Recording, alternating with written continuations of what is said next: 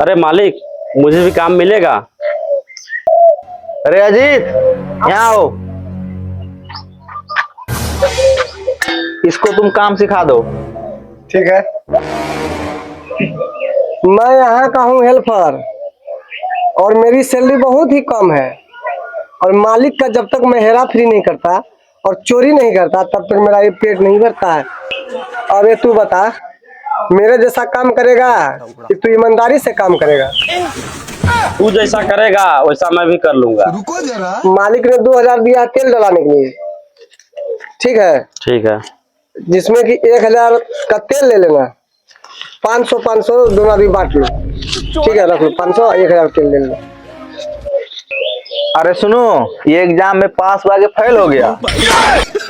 अरे मालिक, लोंडा फेल हो गया। अरे क्या हुआ?